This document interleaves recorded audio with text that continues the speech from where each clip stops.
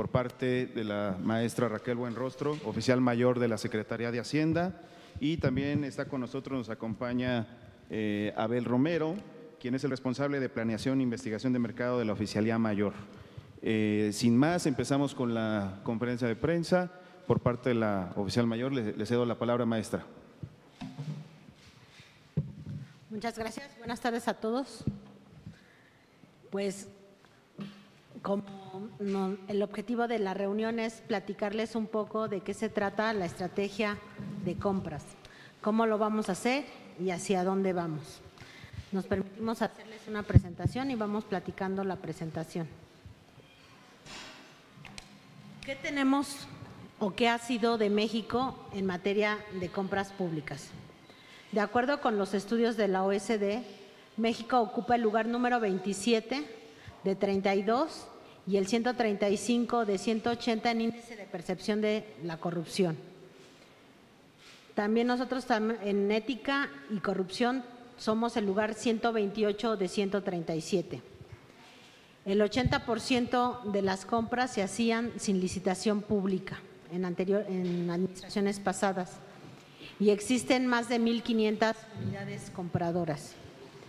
Todo esto ¿a qué nos lleva? A que las recomendaciones internacionales es que tenemos que hacer algo para eliminar los números de compras, de unidades de compras, a fin de abatir la corrupción y lograr una compra más eficiente y generar ahorros y eficiencias.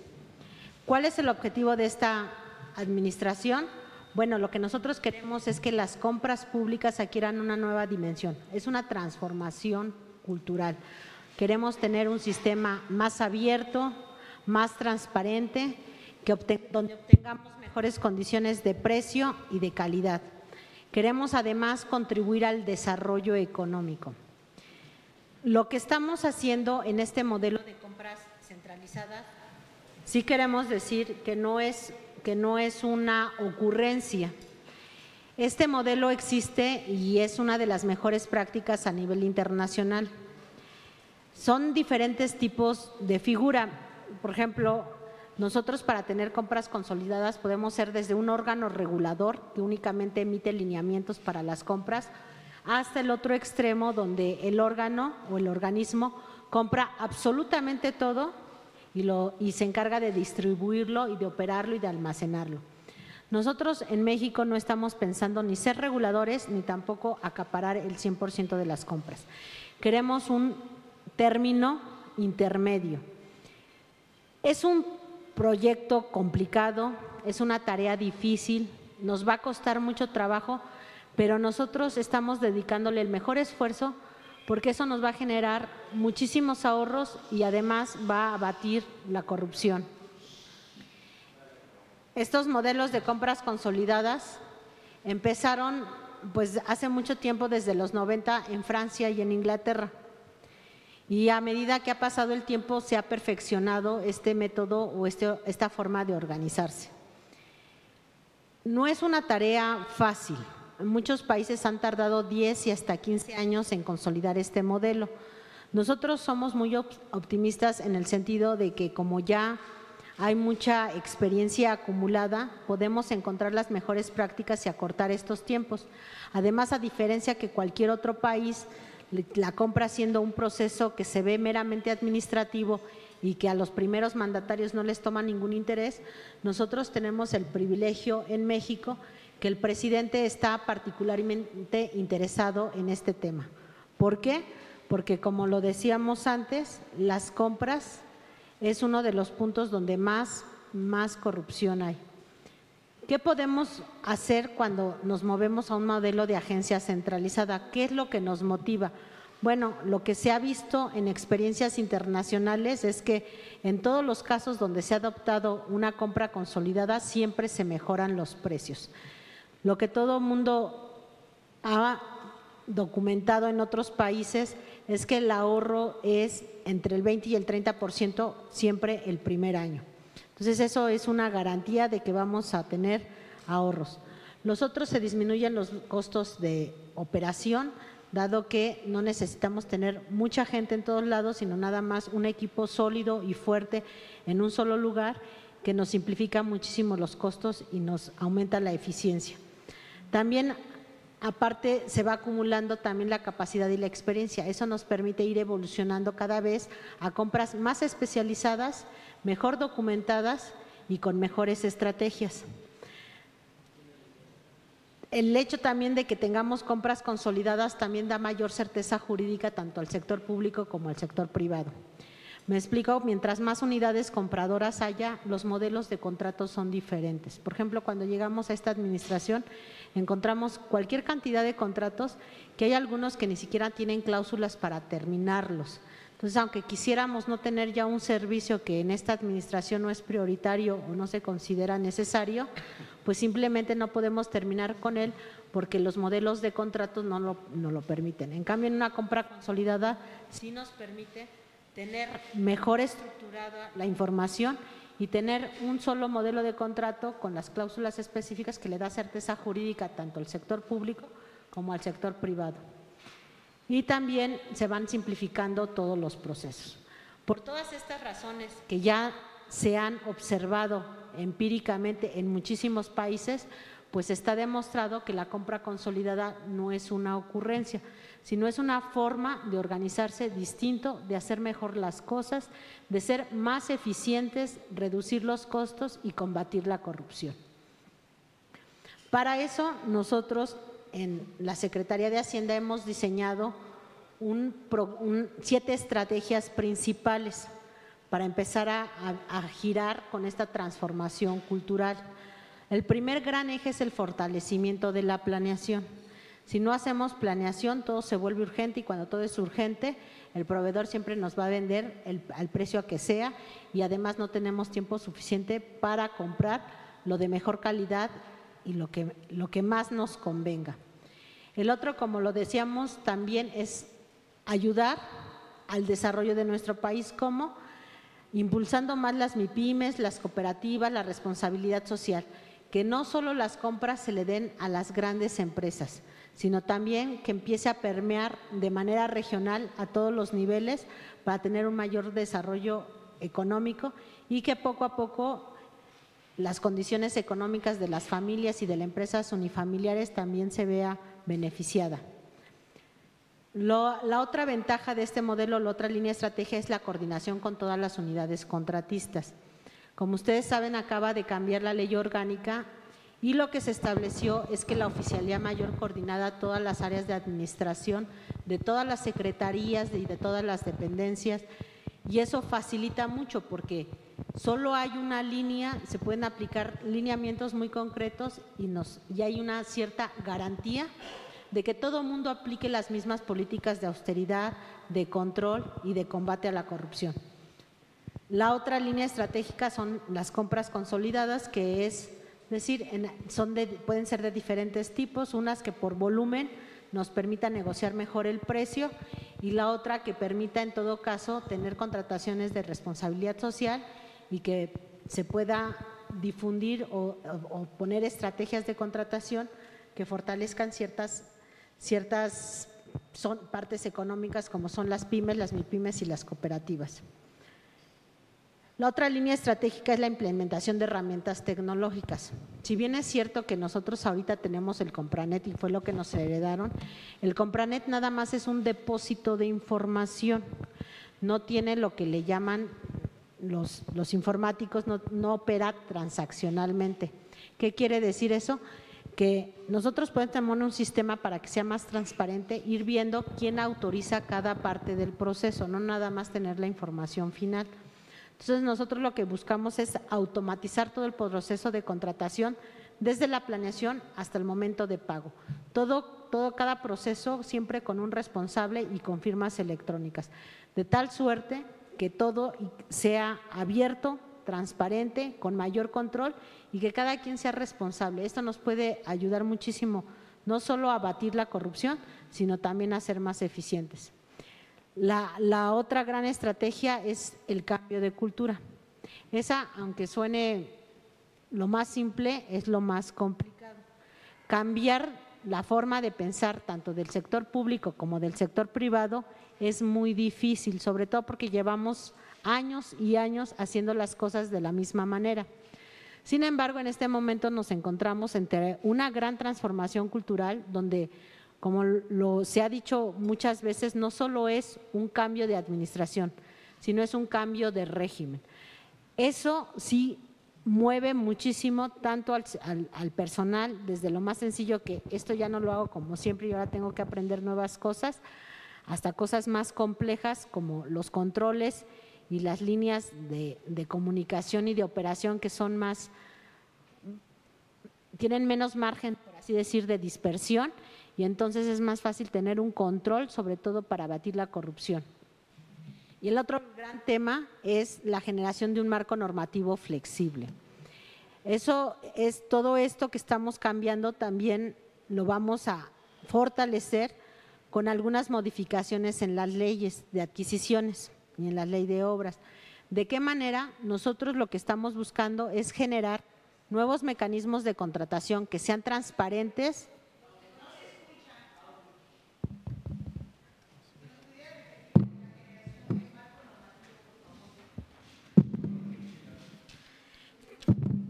Que la otra gran estrategia es la generación de un marco normativo flexible. ¿Qué significa eso? Que no solo sea muy ágil para hacer menos burocrático todos los procedimientos, sino también sea más transparente y que incluya otros mecanismos de contratación como las subastas.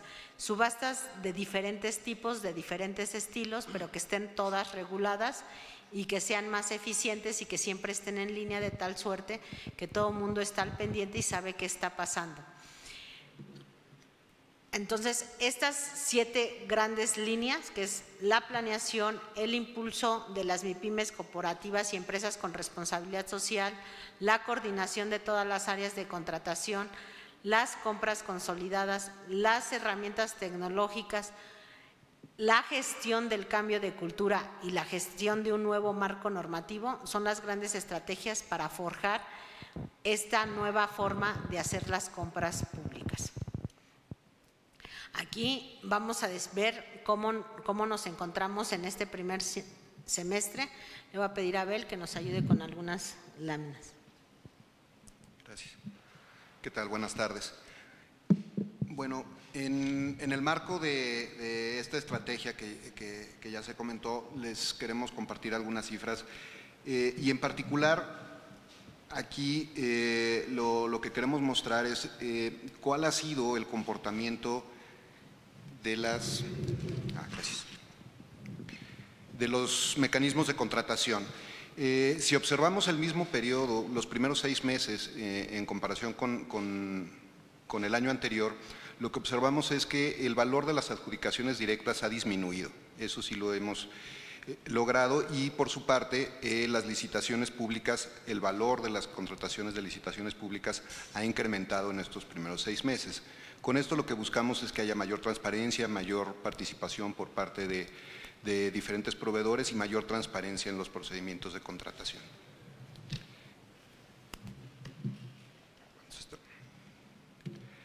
En este sentido, un poco para tener el panorama completo, anualmente dentro del presupuesto de egresos de la Federación se tiene cerca de 1 billón de pesos aprobado para los rubros de materiales y servicios, servicios generales, obra pública, equipamiento.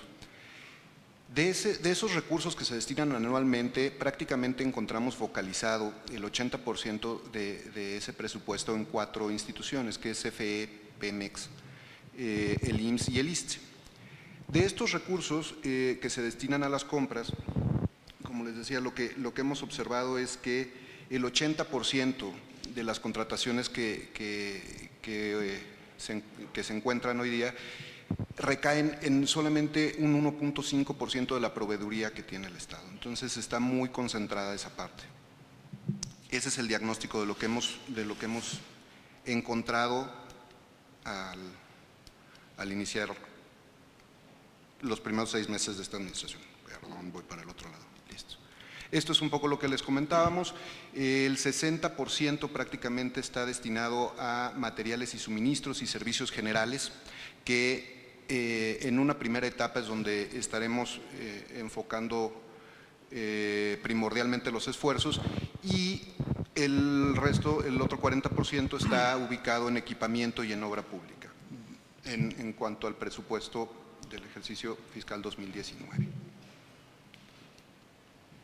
Finalmente, con este análisis de presupuesto que se hizo, lo que se pretende es identificar aquellos rubros en los cuales mecanismos de consolidación que, como se dijo, llevan a las mejores prácticas, podemos identificar porque de manera transversal o recurrente en diferentes dependencias se tienen estas contrataciones. En cuanto a nuestro programa de trabajo, el primer semestre identificamos algunos rubros, principalmente como combustibles, vigilancia, tecnologías de la información, contratos que son importantes y que podemos empezar a hacer consolidaciones. Para el segundo semestre también tenemos programado continuar con procedimientos en la planeación de la contratación enfocados hacia 2020. Como ustedes saben, los medicamentos en particular es uno de los que concentran la mayor parte de los recursos. Y hemos también hecho acompañamiento en algunos rubros estratégicos, como es los libros de texto, los propios medicamentos para las entidades federativas y en algunos programas estratégicos. Y bueno, como les decía, pues esto será parte de un proceso continuo y paulatino, gradual, de tal manera que podamos ir implementando estos mecanismos que, como ya se dijo, pues fomentan las mejores prácticas internacionales.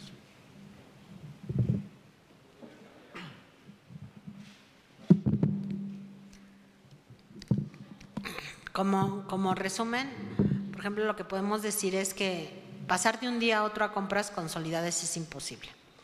La prioridad del gobierno es garantizar la continuidad de la operación, y garantizar la continuidad de la operación, sobre todo no descuidar los puntos más importantes como son la educación y la salud y el resto de los programas sociales y prioritarios que trae el señor presidente. En ese sentido, por ejemplo, un rubro de los más importantes que son fuera del sector energético, después de todos los rubros que corresponden al sector energético, el más importante es la compra de medicamentos y material de curación. ¿Cómo funciona este rubro? Les vamos a platicar. La compra de medicamentos se planea un año antes, es decir, todos los medicamentos de 2019 fueron contratados en el 2018. Ustedes pueden observar, y si se meten a Compranet, las licitaciones se dieron en el mes de noviembre de 2018, es decir, la administración anterior realizó todas las compras de medicamentos consolidadas correspondientes a 2019.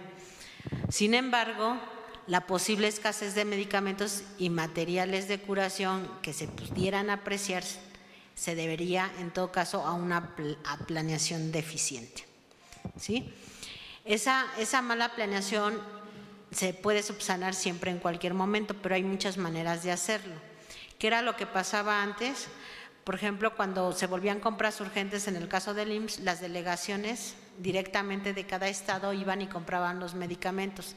La diferencia en los precios entre una compra consolidada, un medicamento en una compra consolidada y en una compra urgente varían muchísimo.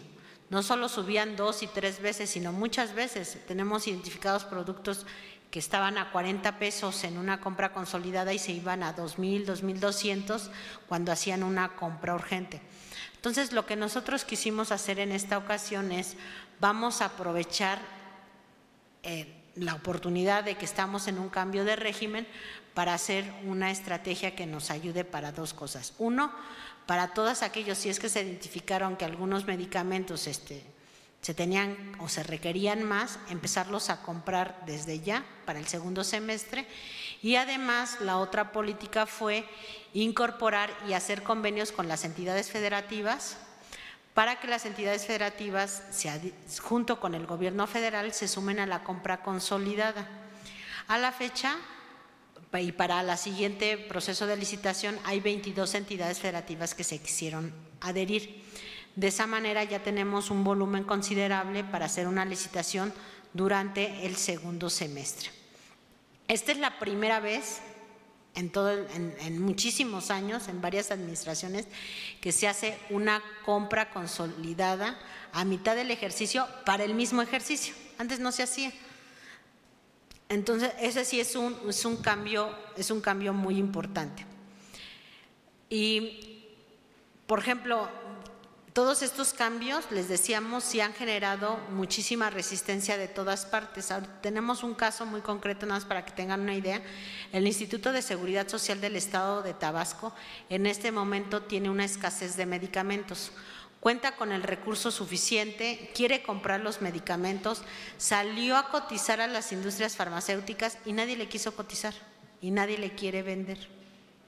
Entonces, el desabasto no es, en primer lugar, del gobierno federal. El abasto del gobierno federal está garantizado y está garantizado desde una compra que se planeó en 2018 y para aquellas que fueron insuficientes estamos haciendo una consolidación y una compra muy a tiempo a mitad del ejercicio. Y todo lo demás se debe a resistencias de todo tipo, incluyendo las resistencias del sector privado.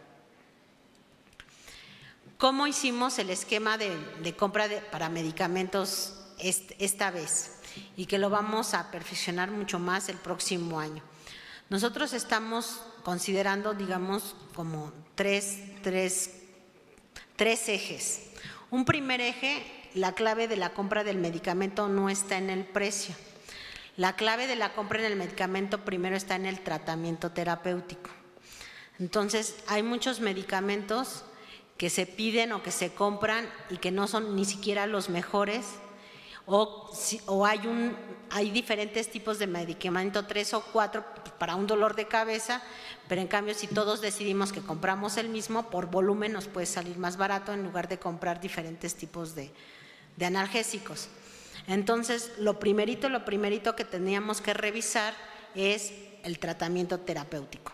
Para revisar el tratamiento terapéutico, obviamente esto es muy especializado. Las partes administrativas, pues nosotros no tenemos el conocimiento para hacer eso. ¿Qué se consideró, que se planeó? Fue la participación de médicos y científicos que sean eminencias en esa materia, que dominen los temas, que conozcan los tratamientos de vanguardia para que nos presenten una revisión de los tratamientos terapéuticos. Entonces, esa es una. Hay algunos tratamientos terapéuticos que son mucho mejores a los que se estaban recibiendo, sin embargo, no les habían dado algo que se llama el registro sanitario, que lo otorgaba COFEPRIS, que es otra manera también de corrupción. Hay un medicamento muy bueno y simplemente no se le permitía entrar al mercado, que llevaba 4 años en la fila esperando su registro sanitario y no se le autorizaba. Como el registro sanitario no está autorizado, pues no lo podemos comprar, simplemente porque no ha pasado todas las pruebas necesarias. Entonces, lo que se hizo con todos estos médicos fue revisar que nos actualizaran los tratamientos terapéuticos, por un lado, y por el otro se hizo un trabajo con el órgano regulador para que todo lo que estuviera en la tubería de permisos se pusieran a trabajar y a revisar y generar también mayor competencia. La otra parte es que queremos ser muy transparentes. Hemos hecho convenios de colaboración con la UNOPS, por ejemplo, que es un órgano desconcentrado de la ONU que se dedica a hacer compras y servicios.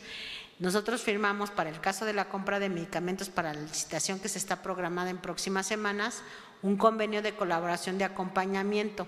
El acompañamiento viene desde la investigación de mercado, donde ellos nos ayudan a establecer algo que le llamamos precios de referencia regional. ¿Qué quiere decir eso? No porque las empresas farmacéuticas mexicanas estén aquí, nos dan necesariamente los mejores precios.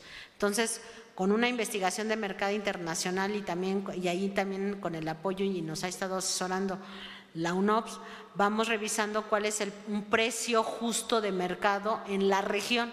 Resulta que a lo mejor tenemos un medicamento que habíamos encontrado aquí, que habíamos comprado en 4,300 pesos y que llevamos 4 años comprándole en ese precio, pero a nivel regional está en 300 pesos. Entonces, todas estas investigaciones de mercados y estas cooperaciones nos sirvieron para establecer rangos. Lo que vimos es que México era uno de los países, por ejemplo, en el caso de los antirretrovirales, que compran los medicamentos más caros a nivel mundial. Entonces, por eso lo que hicimos fue tomar la decisión de generar mayor competencia y hacer licitaciones internacionales. Es decir, abrir las puertas a todo mundo para que todo mundo pudiera ofertar los medicamentos a mejores precios, siempre y cuando se garantice la calidad del medicamento.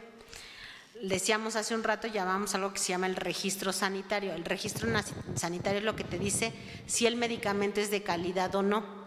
La COFEPRIS, que es el organismo regulador en México, tiene premios internacionales porque es muy exigente en sus medidas de calidad. De hecho, en América Latina, si nosotros, cualquier medicamento que tenga el registro sanitario de México, pueden tener entrada libre prácticamente a cualquier país de Latinoamérica. ¿Por qué? Porque su calidad le antecede, ¿no? Entonces, lo que se hizo fue abrir el mercado a nivel internacional, siempre y cuando pasaran las pruebas que hace COFEPRIS, entonces lo podemos comprar. Y con toda la transparencia, con el acompañamiento de organismos internacionales. La licitación que está por salir también incluso, por ejemplo, no solo se va a subir en Compranet, como siempre se suben las licitaciones, sino también lo vamos a subir en una página equivalente al Compranet que tiene la Organización de Naciones Unidas, para que tenga difusión internacional. De esta manera garantizamos la apertura y la completa participación. ¿Cómo dividimos estratégicamente estas compras para este segundo semestre? Hicimos un bloque de antirretrovirales, que esa prácticamente ya está. Estamos ahorita en proceso con el tema de las vacunas. Vamos a tener también otro grupo que son las patentes y fuentes únicas, que es sentarnos directamente con los laboratorios a ver los precios que nos están dando aquí con los precios que tienen en referencia en otros países, para poderles, aunque sean patente y fuente única, poderles bajar los precios. Y luego viene la licitación, que trae el resto de los medicamentos, tiene la parte de lácteos, algo que se llaman estupefacientes y psicotrópicos, material de curación, material radiológico y material de laboratorio. Para 2020, en la gráfica las letras que están en rojo son las licitaciones que vamos a hacer por separado en 2020, porque cuando las hacemos por separado obtenemos mejores ahorros, porque nos concentramos en una especialidad. En el caso, por ejemplo, de antirretrovirales, logramos una reducción o un ahorro de 57% con relación al año pasado. En tan solo un medicamento tuvo un ahorro de 70%. Nosotros estamos estimando, de acuerdo a nuestras investigaciones, es que oncológicos puede ser otro grupo que nos puede generar muchísimos ahorros, la parte de antibióticos y todo lo que son cardiovasculares. ¿Cómo le hicimos entonces? Aquí les decíamos ya entre los antirretrovirales. Los médicos que participaron fueron el doctor Gustavo Reyes Terán, que tiene un reconocimiento internacional, que es uno de los especialistas más importantes en materia de antirretrovirales, el doctor Juan Sierra Madero, la doctora Andrea González, la doctora Alicia Piñeira y el doctor Florentino Badial. Ellos no solo nos ayudaron a definir el tratamiento terapéutico y a participar en esto, sino también ahorita están ejerciendo capacitación a nivel en los médicos en todas las entidades federativas para explicar cómo se va a aplicar el nuevo tratamiento y cómo se tienen que proporcionar. ¿A qué nos llevó esto? Les decíamos que tuvimos un ahorro del 57%, que son 1.700 millones de pesos, y además obtuvimos un tratamiento más efectivo y de vanguardia. En el día de hoy tenemos cubierto el abasto del 100% de todos los estados en materia de antirretrovirales. Sí fue, como parte de las resistencias también, sí fue complicado. Por ejemplo, en algunos lugares como Guanajuato, Sonora, Yucatán, que atraviesan por zonas muy peligrosas o que son en sí mismas zonas con mucha inseguridad, los medicamentos se repartieron incluso escoltados con la Policía Federal, porque sufrimos varios intentos de robo.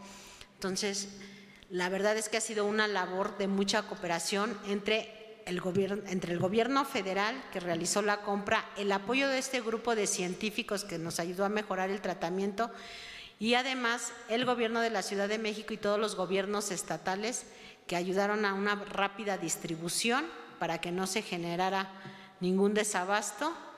Y aparte tenemos el apoyo de la Policía Federal para escoltarnos en los casos de inseguridad y garantizar que el producto llegue a tiempo y que no se pierda durante el traslado. Pues eso es todo por el momento. Bueno, muchas gracias, maestra. Gracias también a Abel Romero. Al licenciado Abel Romero, quien, repito, es el responsable de planeación e investigación de mercado de la Oficialía Mayor. Muchísimas gracias. Y bueno, vamos a pasar a una sesión de preguntas y respuestas.